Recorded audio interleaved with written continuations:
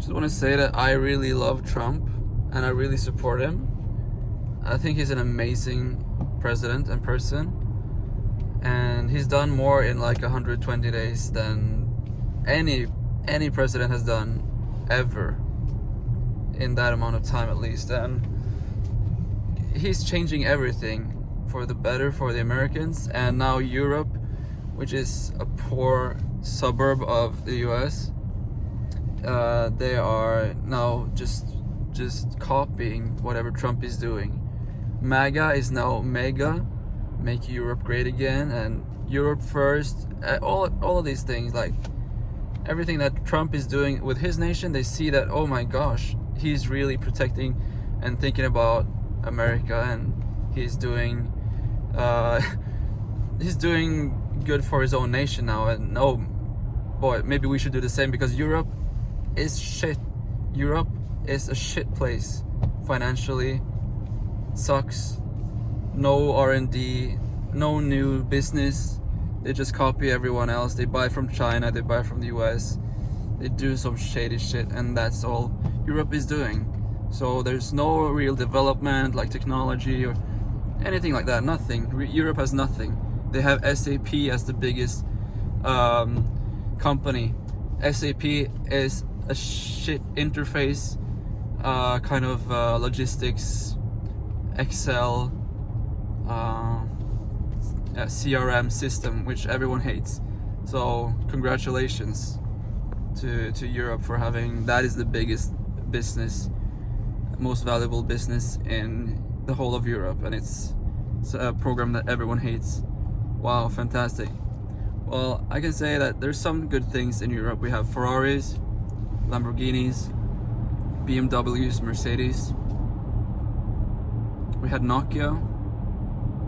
We had Sony Ericsson, the phones from Finland and Sweden. And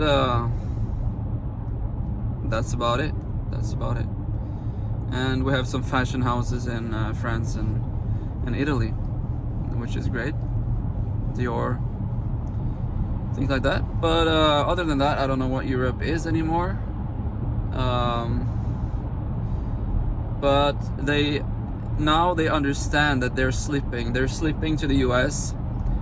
Now that Trump is putting his foot down, and he's actually the only masculine leader in the free world. He's the only masculine leader in the free world, and he does whatever he wants, and you do what you can do about it, right? And that's why Europe hates him.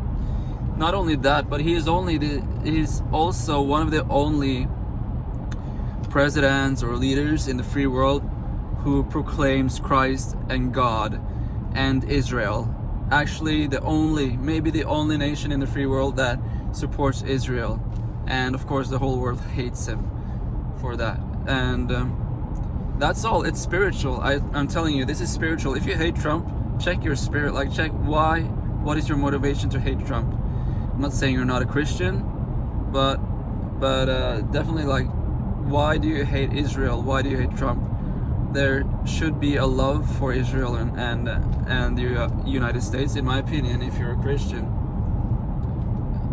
look at all that they have done for us through history. If you can't recompense any of that, even in your feelings and emotions, then there's a problem. I'm just saying it, and that's why I'm saying it. I love Trump. I support him 100%, and I love Israel. I support them.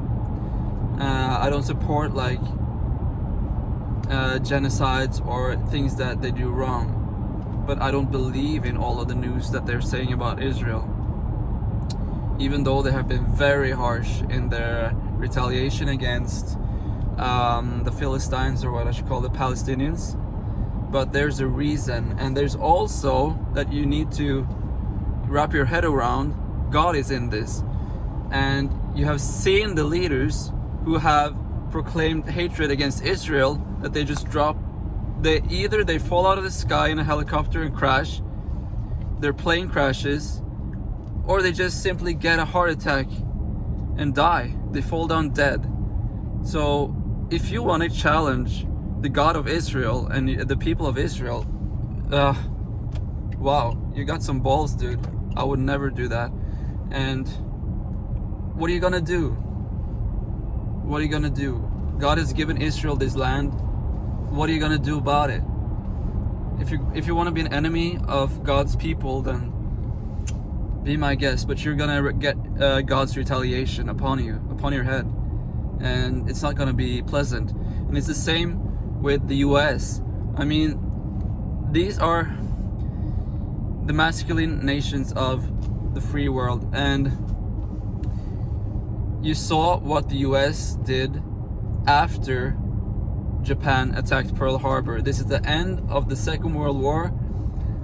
The US, I don't know if D-Day was already, but the US joined the war in the end, sent soldiers to fight and die, but to be victorious in France, at the Normandy beach and everything like that. And the Allies got the upper hand in the end against the Nazi Germans. And then when Japan attacked Pearl Harbor, you see, you can't mess with nations of God. That's my opinion.